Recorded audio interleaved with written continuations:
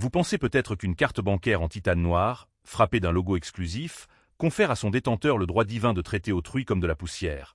Mais détrompez-vous car l'histoire que je m'apprête à vous raconter va ébranler cette certitude jusque dans ses fondations.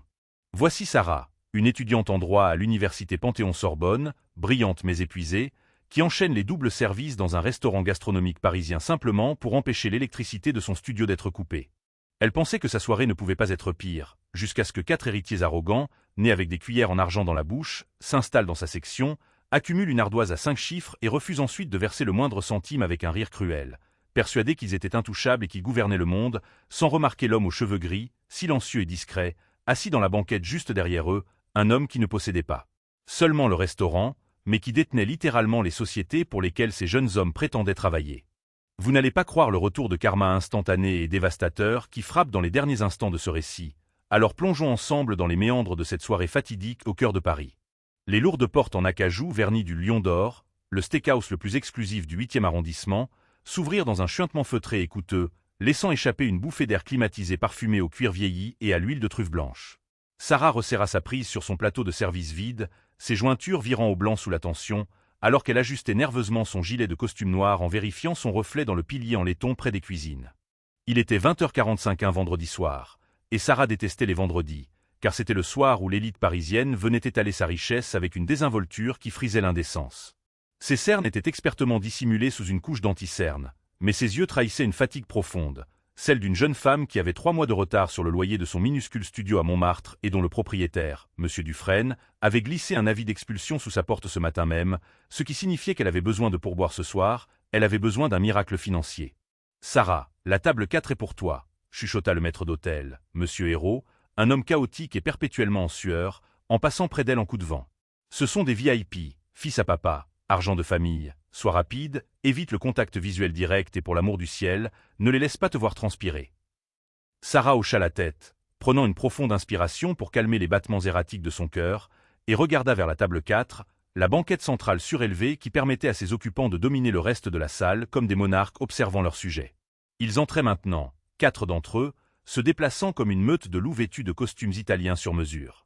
À la tête de la meute se trouvait Bastien de Sinclair, grand, les cheveux blonds gominés en arrière, avec une mâchoire qui semblait avoir été sculptée par un chirurgien esthétique plutôt que par la nature, portant un costume qui coûtait plus cher que toute la scolarité de Sarah.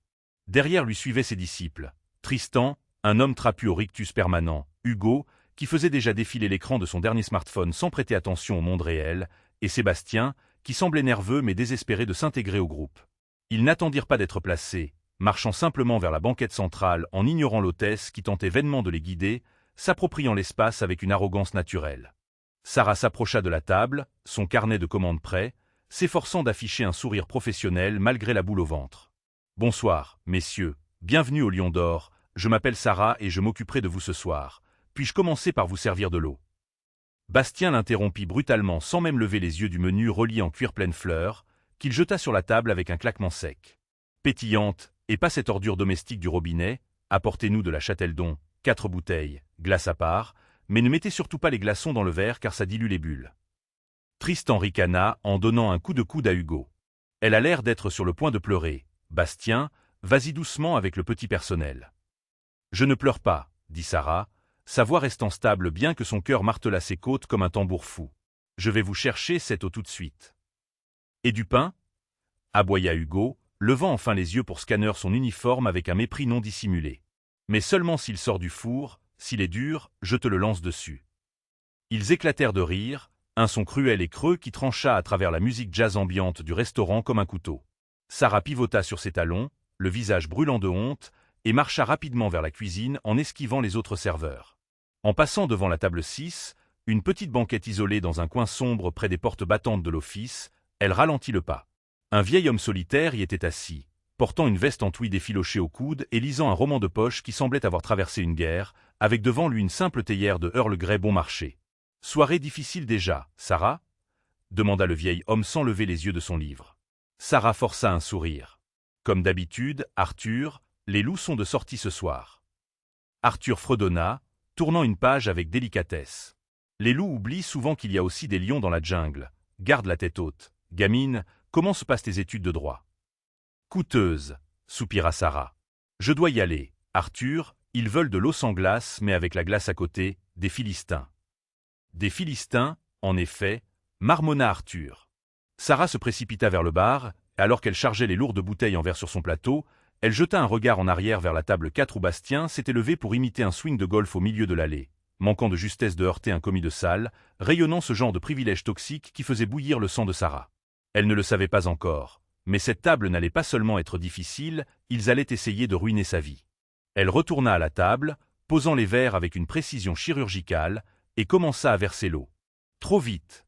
critiqua Bastien en regardant les bulles se calmer. « Vous versez trop agressivement, vous avez brutalisé la carbonatation. » Sarah cligna des yeux, incrédule. « J'ai brutalisé l'eau. » « Oui, versez à nouveau, nouveau verre. » Bastien agita la main avec dédain, comme si elle était une mouche gênante. « Je crains que nous facturions chaque bouteille ouverte, monsieur, » dit Sarah poliment. Bastien regarda ses amis, un sourire méchant s'étalant sur son visage. « Vous avez entendu ça, les gars? Elle pense que je me soucie de la facture. » Il se pencha en avant, son parfum de luxe devenant suffocant. « Ma chérie, je pourrais acheter cet immeuble et le transformer en garage pour mes jet-skis, verser à nouveau. » Sarah prit une inspiration, ravala sa fierté et attrapa un verre propre, se répétant qu'elle avait besoin de ce travail, qu'elle avait besoin de cet argent, qu'elle devait juste survivre à cette nuit. À 21h30, l'addition de la table 4 avait déjà dépassé les 3000 €. Ils avaient commandé le plateau de fruits de mer royal, mais n'avaient mangé que les pinces de homard, laissant le reste se gâter, puis avaient commandé le carpaccio de bœuf wagyu pour se plaindre qu'il était trop froid après l'avoir laissé reposer 20 minutes pendant qu'ils débattaient bruyamment de crypto-monnaies. Sarah courait un marathon émotionnel, chaque approche de la table apportant de nouvelles exigences erratiques et humiliantes. « Ma serviette est tombée », dit Sébastien en pointant le tissu en lin sur le sol. Sarah se baissa pour la ramasser. « Non, non. » L'arrêta Bastien d'un claquement de doigts secs. « Prends une propre et utilise des pinces, je ne veux pas de tes germes sur mon lin. » Sarah se raidit. « Je me suis lavé les mains, monsieur. »« Des pinces ?» répéta Bastien en la fixant droit dans les yeux. Elle alla à la station de service, les mains tremblantes, récupéra une pince en argent, apporta une serviette fraîche et la plaça sur ses genoux à l'aide de l'instrument métallique. « Brave fille !» ricana Bastien. « Tu vois, tu peux être dressée. » Sarah sentit une boule se former dans sa gorge et s'éloigna rapidement, sa vision se brouillant légèrement, se retirant à l'arrière pour remplir des carafes d'eau, ayant besoin d'un moment pour respirer. « Ce sont des animaux », chuchota Marco, le sommelier, alors qu'il débouchait une bouteille de Château Margaux à côté d'elle. Ce type, Bastien, c'est Bastien de Sinclair. Son père est le PDG de Sinclair Investissement. Il pense que le monde existe pour le servir. Il me teste, chuchota Sarah en retour. Il veut que je craque pour me faire virer. Ne lui donne pas cette satisfaction, conseilla Marco. Tue-les avec gentillesse. Sarah hocha la tête, prit le vin coûteux des mains de Marco et retourna à la table. Ah, enfin! Cria Tristan en frappant la table. On allait mourir de soif. Le Château Margaux 2015, messieurs, annonça Sarah en présentant l'étiquette. Bastien agita la main. Servez, on sait ce que c'est. Sarah coupa soigneusement la collerette, déboucha la bouteille et versa une dose de dégustation dans le verre de Bastien, qui le fit tourner violemment, prit une gorgée, le fit circuler dans sa bouche comme un bain de bouche avant de le recracher dans le verre. Bouchonné, déclara Bastien bruyamment. Le restaurant devint silencieux, plusieurs tables voisines se retournèrent pour regarder. Sarah se figea. « Monsieur, Marco vient d'inspecter le bouchon, il est en parfait état. Êtes-vous en train de me traiter de menteuse ?» La voix de Bastien monta d'une octave. « J'ai dit qu'il est bouchonné, il a un goût de vinaigre et de chien mouillé. Emportez ça, apportez-en une autre. C'est une bouteille à 800 €, monsieur, si j'en ouvre une autre et que vous la rejetez. Êtes-vous sourde ?» Bastien se leva, la dominant de toute sa hauteur. « J'ai dit emporter cette piquette. » Il poussa le verre vers elle et le vin rouge déborda, éclaboussant la chemise blanche de Sarah et la nappe coûteuse. « Regardez ce que vous avez fait !» hurla Bastien, rejetant instantanément la faute. « Espèce d'idiote maladroite, vous avez failli ruiner mon costume. »« Vais-vous l'avez poussé ?» bégaya Sarah, attrapant une serviette pour tamponner sa chemise où la tache s'étendait, une marque cramoisie sombre sur son cœur. « Je n'ai rien fait de tel !» mentit Bastien, cherchant la confirmation de ses amis. « Elle a trébuché, » renchérit Hugo en riant. « Je l'ai vue de mes propres yeux, elle a trébuché sur ses propres pieds. »« Incompétente, » marmonna Tristan. Le directeur, Monsieur Hérault, se précipita, l'air terrifié. « Est-ce que tout va bien, monsieur de Saint-Clair ?»« Non, ça ne va pas, » dit Bastien en lissant son revers. « Votre serveuse est ivre ou quelque chose comme ça, elle a renversé du vin partout et a essayé de nous servir du vinaigre.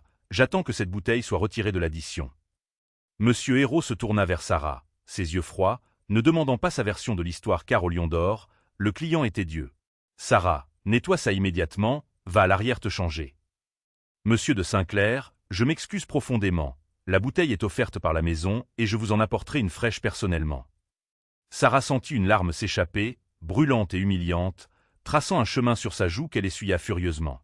Elle ne pleurerait pas devant eux. Alors qu'elle frottait la table, Bastien se pencha tout près, sa voix devenue un murmure bas pour que le gérant n'entende pas. « Assure-toi de frotter fort.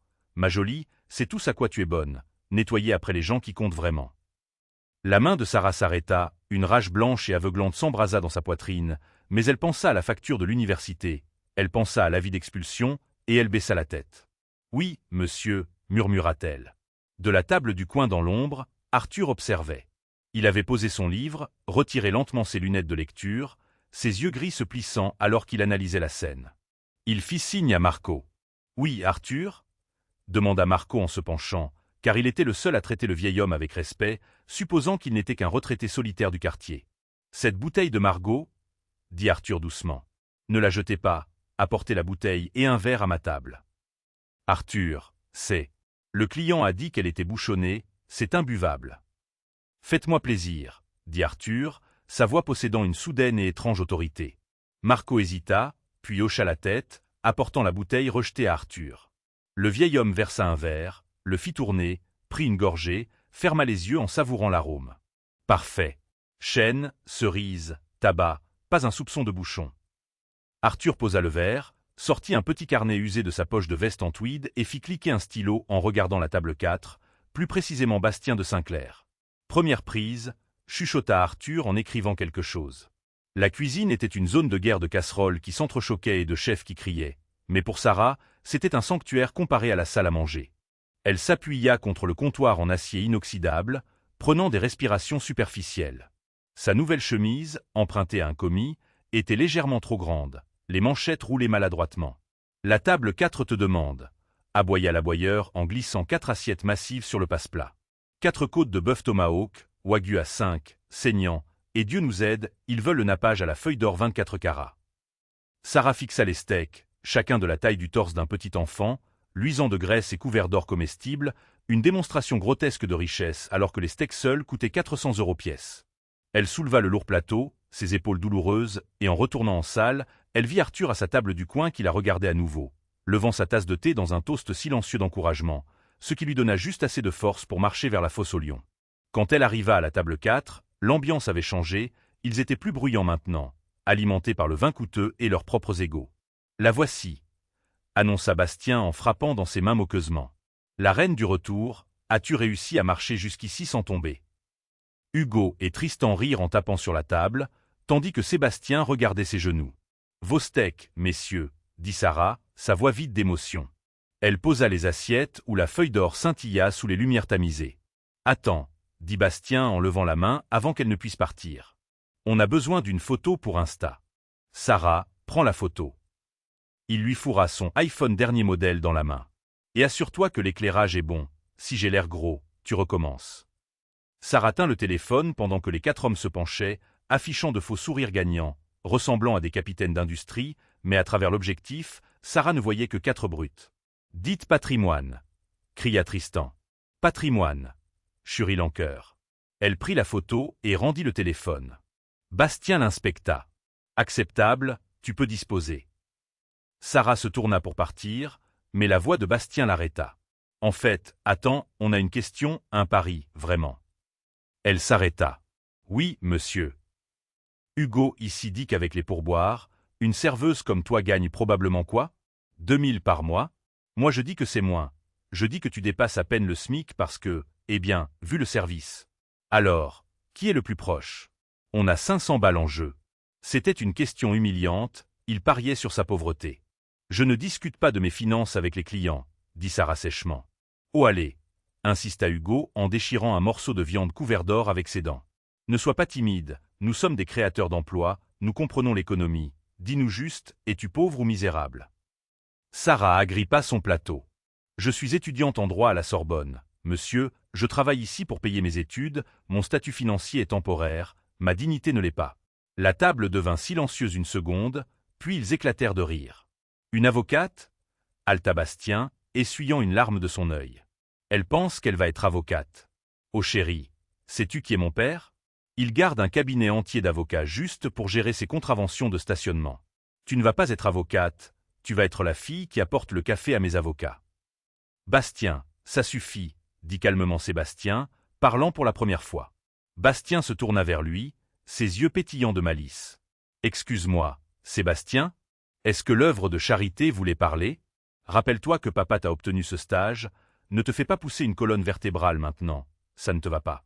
Sébastien ferma la bouche, le visage virant au rouge. Ce sera tout, Sarah, dit Bastien en la congédiant. Va nous chercher plus de serviettes, tu nous ennuies maintenant.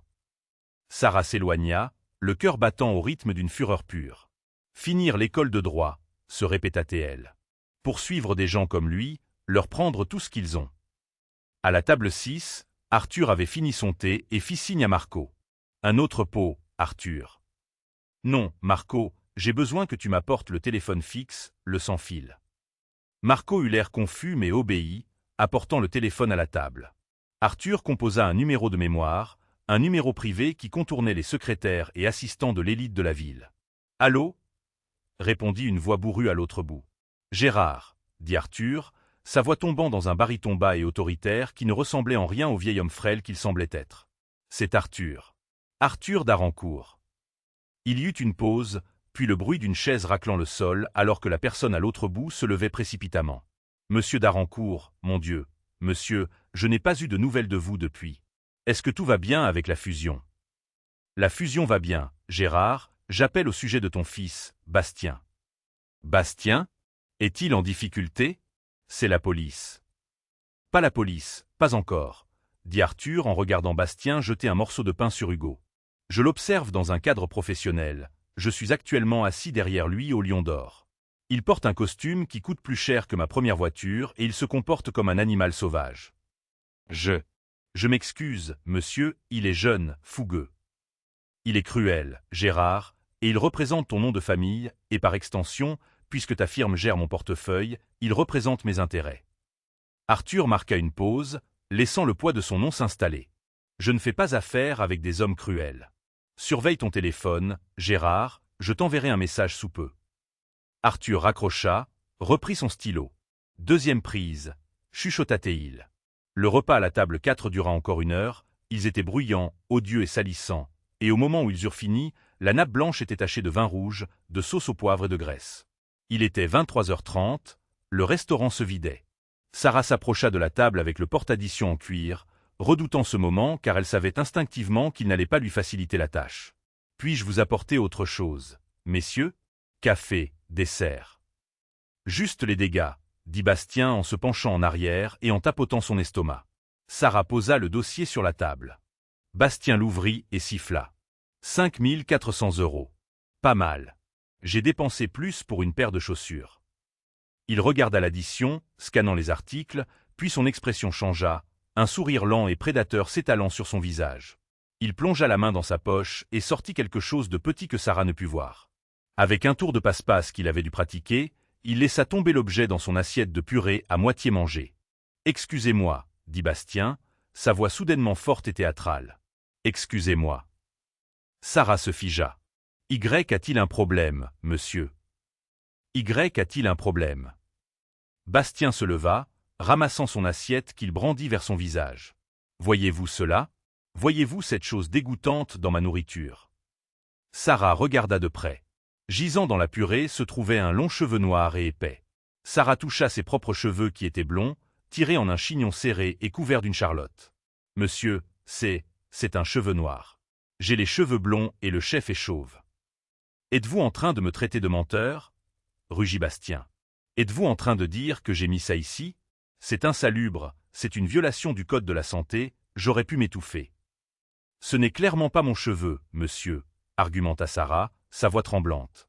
Elle savait qu'elle ne devait pas argumenter, mais l'injustice était trop vive. « Ça vient de ce restaurant sale. » Bastien claqua l'assiette sur la table, brisant la porcelaine. Je ne paie pas pour ça. En fait, je ne paie rien de tout ça, vous avez ruiné notre appétit, vous avez ruiné notre soirée.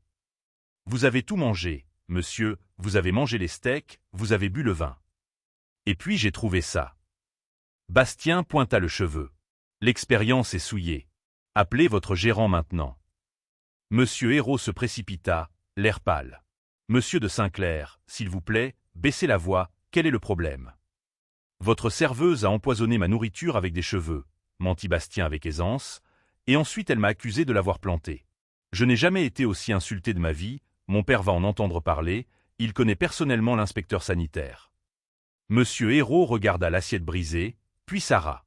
Il ne regarda pas le cheveu, il regarda le poignet de Bastien de Saint-Clair qui portait une Rolex valant 50 000 € et il fit un calcul rapide. Sarah, siffla Hérault. Qu'est-ce que tu as fait? Je n'ai rien fait, ce n'est pas mon cheveu, regardez-le. Arrête de chercher des excuses, claqua le gérant. Il se tourna vers Bastien avec un sourire servile. Monsieur de Saint-Clair, je suis horrifié, absolument horrifié. Permettez-moi de régler cela. J'attends que l'addition soit effacée, dit Bastien en croisant les bras. Tout. Le vin aussi. Monsieur Hérault hésita, le vin seul valait des milliers d'euros. Tout. Ou je tweetais à ce sujet à mes 50 000 abonnés et j'appelle le service d'hygiène demain matin. Monsieur Hérault déglutit difficilement. Considérez que c'est fait, monsieur, le repas est offert par la maison, veuillez accepter nos plus plates excuses. Sarah sentit le sang quitter son visage. Monsieur Hérault, vous ne pouvez pas. C'est le revenu de toute ma section pour la soirée. Silence, Sarah, claqua Hérault.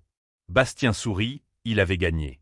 Il ramassa le porte-addition et le jeta par terre. Allez les gars, on se tire, cet endroit est un taudis de toute façon. Ils se levèrent en riant. Tristan tapa dans la main de Bastien. Classique, mec, absolument classique. Mais Bastien n'avait pas fini. Il s'arrêta devant Sarah. Tu sais, dit-il en se penchant tout près. D'habitude, même quand je me fais offrir un repas, je laisse un pourboire pour l'effort. J'allais te laisser un billet de 100 balles juste par pitié. Il plongea la main dans son portefeuille et sortit un billet de 100 € neuf. Il le tendit vers elle. Sarah tendit la main machinalement, elle en avait besoin, désespérément. Au moment où ses doigts frôlèrent le papier, Bastien lâcha prise. Le billet volta vers le sol, atterrissant dans une flaque de vin renversé et de sauce au poivre. Oups, ricana Bastien. Ramasse-le. Sarah le regarda, puis regarda l'argent sur le sol sale. J'ai dit ramasse-le, commanda Bastien. Si tu le veux, mets-toi à genoux et ramasse-le. Montre-nous où est ta place. Le restaurant était mortellement silencieux, les autres convives regardaient, le personnel regardait. Sarah regarda Monsieur Hérault. Le gérant détourna le regard, refusant d'intervenir. Elle regarda l'argent, c'était 2 semaines de course, c'était une partie du loyer. Lentement, douloureusement, Sarah plia les genoux, commençant à s'abaisser vers le sol. Bastien rit, sortant son téléphone pour enregistrer. C'est ça, bon toutou. Stop. La voix n'était pas forte, mais elle claqua dans l'air comme un fouet, commandant un silence instantané et absolu. Sarah se figea à mi-chemin du sol. Bastien se retourna, agacé. Qui a dit ça? Occupe-toi de tes affaires, grand-père. Arthur se levait. Il avait quitté sa banquette et marchait lentement, délibérément vers le centre de la salle, tenant son livre de poche abîmé dans une main et sa canne dans l'autre, mais il ne s'appuyait pas sur la canne, il la portait comme une arme. Il s'arrêta entre Sarah et Bastien, regardant la serveuse. « Lève-toi, ma chère, » dit Arthur doucement. « Ne t'agenouille pas pour cette ordure. » Le visage de Bastien vira au pourpre. « Excusez-moi, pour qui vous prenez-vous? Vous n'êtes qu'un vieux clochard qui mange sa soupe dans le coin. Sortez de ma vue avant que je ne vous fasse jeter dehors. » Arthur se tourna pour faire face à Bastien, les yeux du vieil homme étaient d'un acier froid et dur. Il sourit, mais il n'y avait aucune chaleur là-dedans. « Vous pensez que je suis un clochard ?» demanda Arthur doucement. « Et vous pensez que vous êtes riche ?»« Je sais que je suis riche, » railla Bastien. « Mon nom de famille est Saint-Clair. Je vaux plus que toute votre vie. » Arthur gloussa, plongea la main dans sa poche intérieure, au lieu d'un portefeuille, sortit un téléphone. Il tapa sur l'écran une fois et le leva. « C'est drôle que vous mentionniez le nom Saint-Clair, » dit Arthur. « Parce que j'étais justement en train d'envoyer un message au propriétaire de Saint-Clair Investissement. »« Vous envoyiez un message à mon père. » Bastien rit nerveusement. Ouais, c'est ça, comme si vous aviez son numéro. Je l'ai, dit Arthur. En fait, j'ai le numéro de tout le monde, y compris le numéro de la banque qui détient l'hypothèque sur cet immeuble et le numéro du conseil d'administration du country club où vous jouez au golf. Arthur fit un pas de plus. Tu vois, Bastien, tu as de l'argent. L'argent de papa. Mais tu n'as pas de pouvoir. Le pouvoir, c'est la capacité de s'asseoir dans un coin avec une veste à 10 € et de décider si un garçon comme toi a un avenir. Arthur regarda Monsieur Hérault. Hérault, aboya Arthur. Le gérant sursauta. Qui êtes-vous? Arthur plongea à nouveau la main dans sa poche et sortit une carte noire. Pas une carte de crédit, mais une carte d'identification en métal lourd avec un blason doré. Je suis Arthur d'Arancourt, dit-il.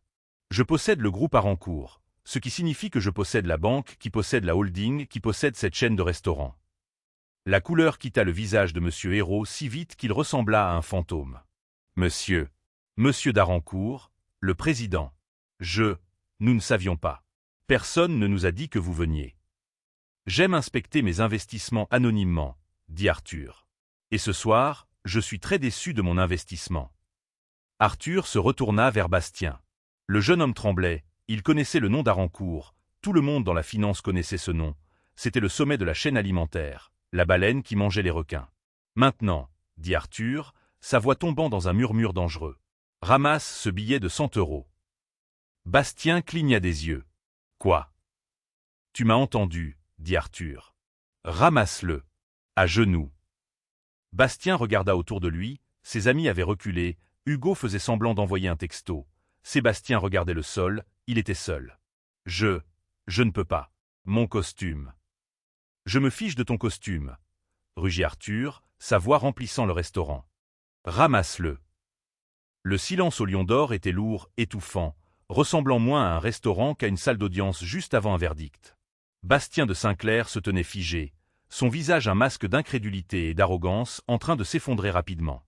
Il regarda le vieil homme, puis le sol sale où le billet de 100 € gisait trempé de sauce. « Vous bluffez, » chuchota Bastien, bien que sa voix tremblât. « Vous n'êtes qu'un vieux fou, vous ne connaissez pas mon père. » Arthur ne cria pas, il ne s'énerva pas, il appuya simplement sur l'icône haut-parleur de son téléphone portable et le leva. Sonnerie. Sonnerie. Arthur. La voix à l'autre bout était cristalline, résonnant dans la salle à manger silencieuse. C'était inconfondable, c'était Gérard de Saint-Clair, un homme dont la voix était fréquemment entendue sur les chaînes d'infos financières. « Arthur, tu es toujours là? Je suis sur le point d'entrer en conseil d'administration. » « Mais Gérard, » interrompit Arthur, ses yeux verrouillés sur Bastien. « J'ai ton fils, Bastien, debout devant moi. Il semble penser que je suis un vieux clochard fou. Il semble aussi croire que le nom de famille Saint-Clair lui donne le permis d'abuser du personnel de service et de vandaliser ma propriété. » Il y eut une pause terrifiante sur la ligne. Il a fait quoi? La voix de Gérard tomba. Passe-le-moi. Passe-le-moi tout de suite. Arthur tendit le téléphone vers Bastien. Ton père voudrait te dire un mot. Les mains de Bastien tremblaient violemment alors qu'il prenait le téléphone, le portant à son oreille comme si c'était une bombe. Papa, écoute, ce type ment, il est. Tais-toi, hurla Gérard si fort que même sans haut-parleur, Sarah pouvait l'entendre à 1 mètre de distance. As-tu la moindre idée de à qui tu parles? Arthur d'Arancourt détient la part de contrôle de notre firme, espèce d'idiot. Il pourrait dissoudre le conseil demain, il pourrait nous mettre en faillite en éternuant. Mais papa, il... Excuse-toi, rugit Gérard. Fais tout ce qu'il dit. Si tu sors de là et que monsieur d'Arancourt n'est pas satisfait, ne prends pas la peine de rentrer à la maison. Je couperai tes cartes, je te déshériterai, je le jure devant Dieu, Bastien, répare ça. La ligne coupa. Bastien baissa lentement le téléphone, la couleur avait complètement disparu de son visage. Il ressemblait à un homme qui venait de voir sa propre exécution. Il regarda ses amis pour du soutien, mais il avait abandonné. Il se tourna vers Arthur. « Monsieur d'Arancourt, monsieur, je ne savais pas. Je pensais. » « Vous pensiez qu'elle était faible, » dit Arthur en pointant sa canne vers Sarah. « Vous pensiez qu'elle ne comptait pas. C'est votre erreur. D'après mon expérience, les gens qui servent notre nourriture et nettoient nos sols sont les seuls qui savent réellement comment fonctionne le monde. » Arthur pointa le sol. Le billet, monsieur de Saint-Clair, la source se tarit. Bastien déglutit difficilement. Il regarda Sarah. Pour la première fois de la soirée, Il la vit réellement, il vit l'épuisement, la chemise tachée, l'humiliation qu'il avait causée, et maintenant les rôles étaient inversés. Lentement, atrocement, Bastien de Sinclair, l'enfant doré, l'héritier, plia les genoux, son pantalon de costume italien se tendant contre ses cuisses. Il s'abaissa jusqu'à ce que ses genoux heurtent le parquet en bois dur. Un hoquet de surprise parcourut le restaurant, plusieurs convives filmaient. Bastien tendit une main tremblante, pinça le coin du billet de 100 € détrempé qui dégoulinait de vin rouge et de sauce brune. « Lève-toi » commanda Arthur. Bastien se leva, tenant l'argent sale. « Maintenant » dit Arthur, sa voix dure comme du silex. « Excusez-vous et pensez-le. Si je détecte ne serait-ce qu'un soupçon de sarcasme, je rappelle votre père. » Bastien fit face à Sarah. Ses yeux étaient humides, son ego avait été brisé en 1000 morceaux. « Je suis désolé, croassa-t-il. »« Plus fort, » dit Arthur. « Je suis désolé, » cria Bastien, sa voix se brisant. « J'étais un connard. J'ai menti pour le cheveu, j'ai fait un gâchis, je suis désolé. » Sarah le regarda, elle ne ressentait pas de triomphe, elle se sentait juste fatiguée. « Partez juste, » chuchota-t-elle. « Partez. » « Pas encore, » dit Arthur. Il tourna son regard vers les 3 autres hommes. « L'addition pour la table est de 5 400 €. Puisque monsieur de Sinclair ici présent passe une mauvaise soirée, je pense qu'il est juste que son entourage paie l'ardoise. » Arthur regarda Hugo, Tristan et Sébastien. « Divisez ça en 3 maintenant, et laissez un pourboire de 50% ou j'appelle vos pères ensuite. » Les 3 hommes se ruèrent sur leur portefeuille plus vite qu'ils n'avaient jamais bougé de leur vie, les cartes furent jetées sur la table. « Et vous » dit Arthur en se tournant vers Bastien. « Vous êtes banni de ce restaurant, de chaque restaurant de mon groupe. Si je vois votre visage dans l'un de mes établissements à nouveau, je vous fais arrêter pour violation de propriété. Dehors. » Bastien se tourna et courut, il n'attendit pas ses amis, il sprinta vers la porte, le lourd acajou claquant derrière lui, scellant son humiliation. Le silence revint, mais différent cette fois, chargé d'une énergie nouvelle. Arthur se tourna lentement vers Monsieur Hérault. Le gérant tremblait, essuyant une goutte de sueur sur sa lèvre supérieure, cherchant une issue. Monsieur d'Arancourt bégaya Hérault. « Monsieur, quelle surprise !»« Vraiment ? Si nous avions su. »« Vous m'auriez épargné la peine de voir la vérité, » interrompit Arthur, sa voix douce comme du velours écrasé. Il marcha vers Hérault. Clic, clic, clic. Le son de sa canne sur le parquet était un compte à rebours. « Je ne comprends pas, monsieur, j'essayais simplement de gérer une situation difficile. Le client est roi. » « Le client a toujours raison, » termina Arthur pour lui, un regard de dégoût absolu traversant son visage. « C'est le refuge d'un lâche, monsieur Hérault. Je me suis assis dans cette banquette pendant 2 heures, j'ai bu votre thé, j'ai lu mon livre et je vous ai regardé. Je vous ai regardé tourner autour de cette table comme un serveur nerveux, désespéré d'obtenir une miette d'approbation d'un garçon qui n'a pas gagné un centime de sa vie.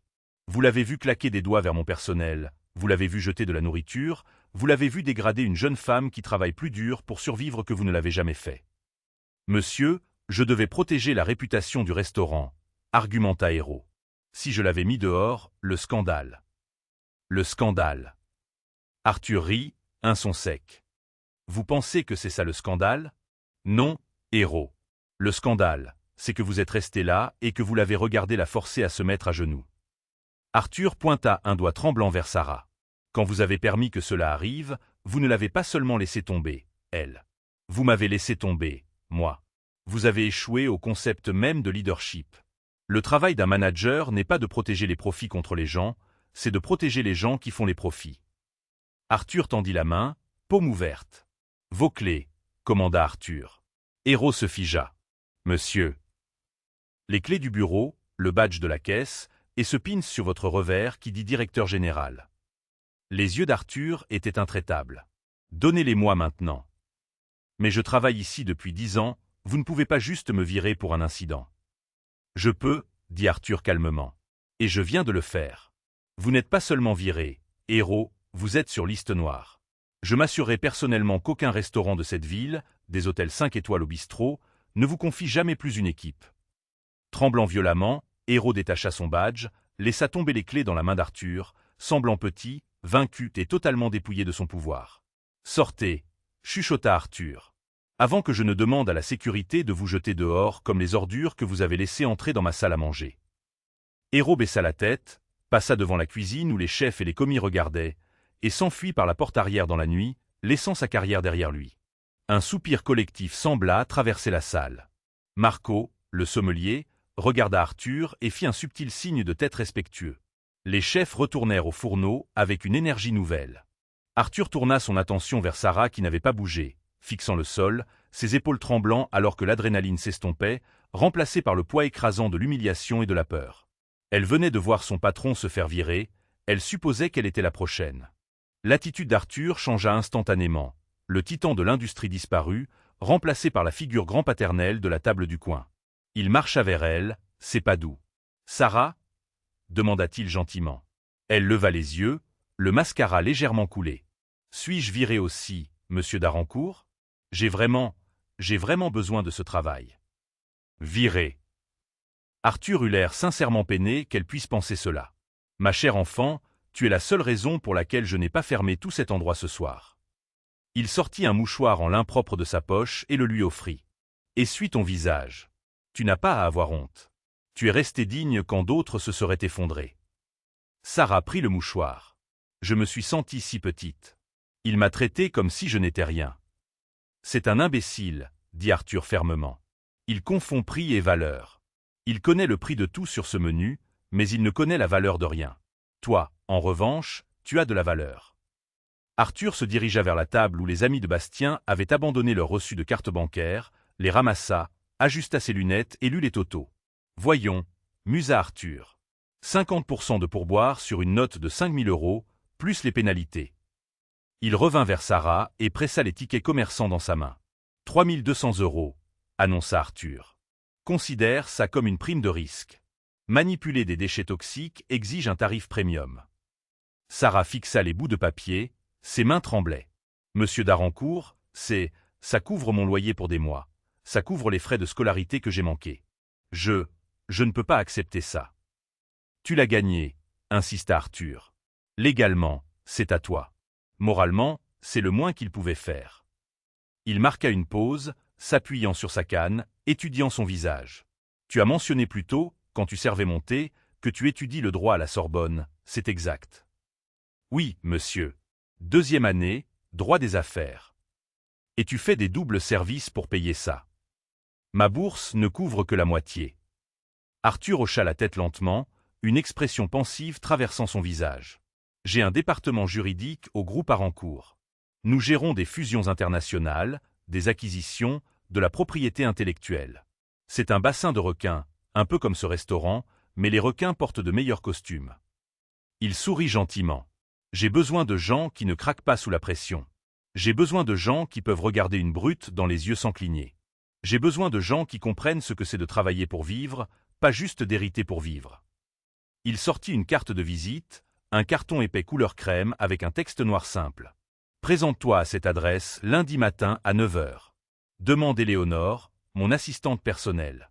Dis-lui qu'Arthur t'envoie. » Sarah regarda la carte, puis lui, son souffle se bloquant dans sa gorge. « Monsieur, qu'est-ce que c'est ? » ?»« C'est une offre, Sarah. Un stage de juriste rémunéré chez Arancourt Légal. Ça vient avec une bourse complète qui couvre le reste de ta scolarité.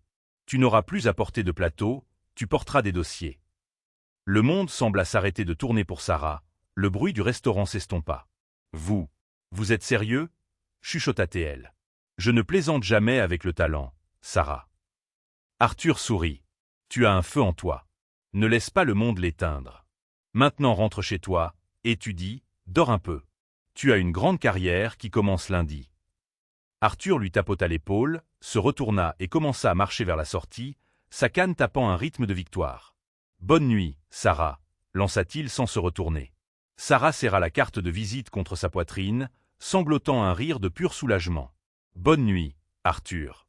Merci. » Alors que les lourdes portes se refermaient derrière lui, Sarah regarda autour du restaurant. C'était la même pièce, mais tout avait changé. Elle n'était plus juste une serveuse, elle était une future avocate, et elle savait avec une certitude absolue qu'elle ne laisserait plus jamais personne la mettre à genoux. 5 ans plus tard, l'ascenseur de la tour Arancourt à la Défense se déplaçait si doucement qu'on avait l'impression d'être immobile. C'était une capsule de verre filant le long d'un monolithe d'acier de 90 étages au cœur du quartier des affaires. À l'intérieur, Sarah Miller vérifiait son reflet dans la vitre. La femme qui la regardait était méconnaissable par rapport à la serveuse terrifiée d'il y a 5 ans. Fini l'uniforme mal ajusté, elle portait un tailleur marine sur mesure, ses cheveux coiffés en un carré professionnel impeccable. À son poignet, une montre Cartier Tank marquait les secondes, un cadeau de fin d'études d'Arthur. « Bonjour, maître Miller », gazouilla la réceptionniste alors que les portes s'ouvraient au 80e étage.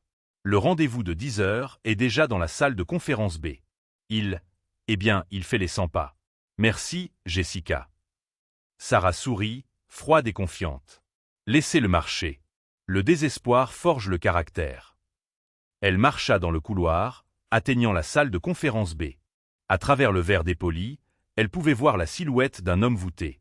Sarah prit une profonde inspiration.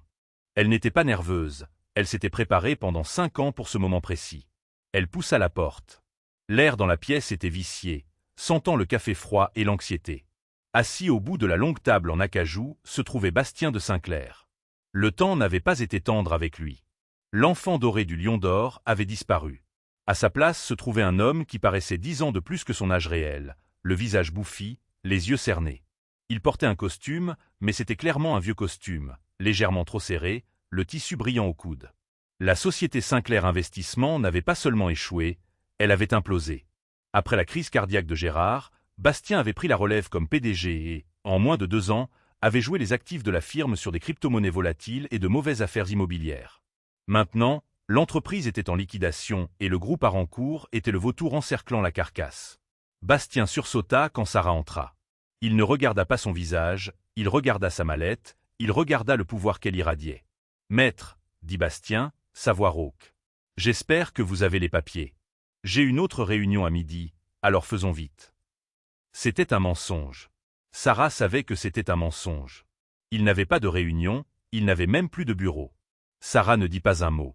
Elle marcha vers la tête de table, le siège habituel d'Arthur, et posa sa mallette avec un bruit lourd.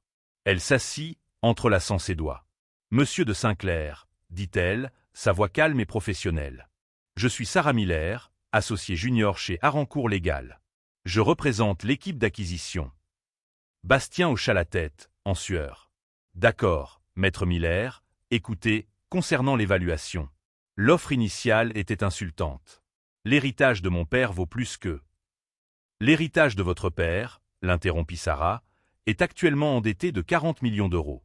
Vous avez 3 procès en cours pour fraude et l'AMF audite vos comptes personnels. Vous n'êtes pas en position de négocier, Bastien.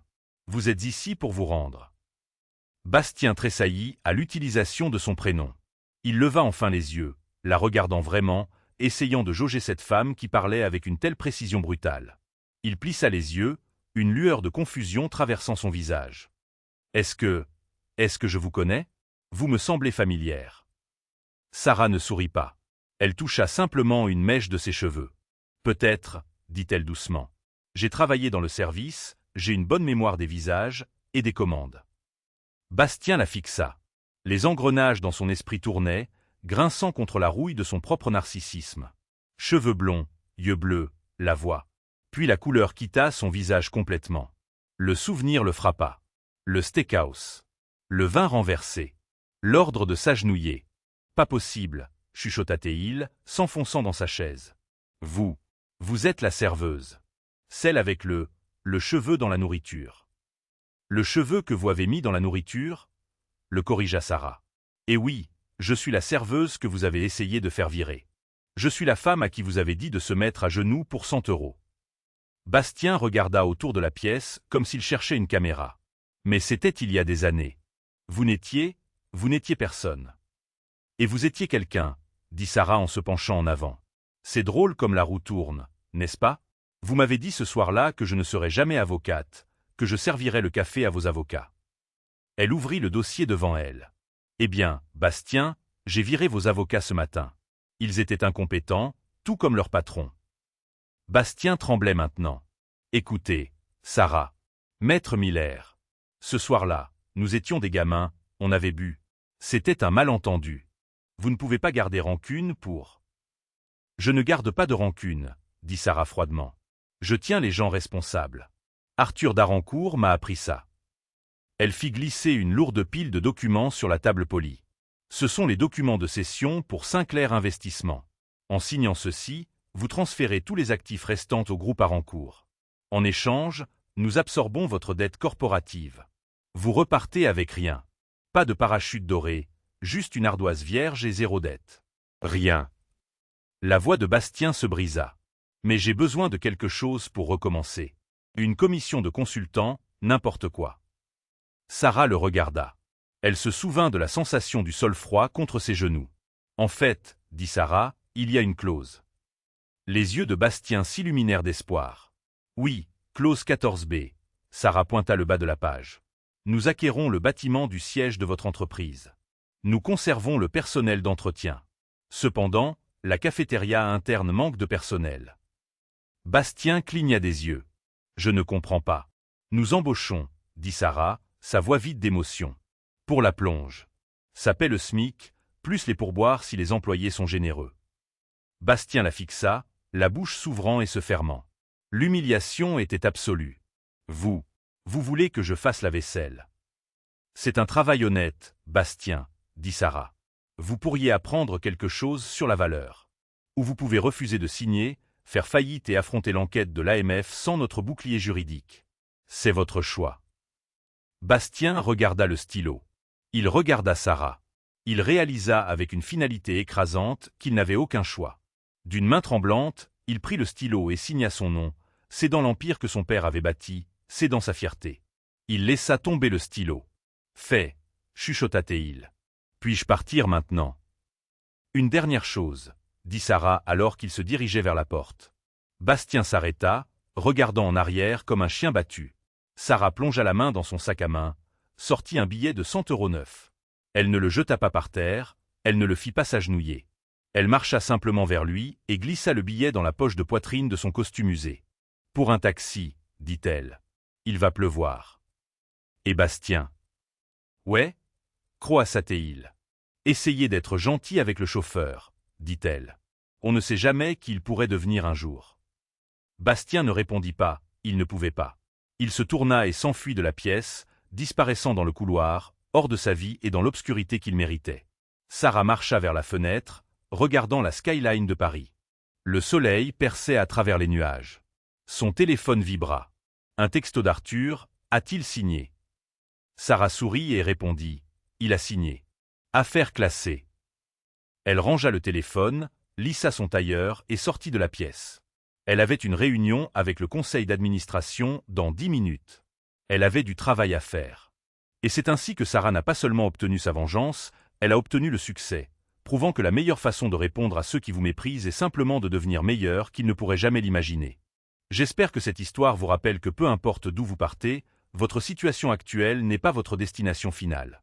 Continuez à travailler, gardez la tête haute et surveillez les Arthurs dans votre vie.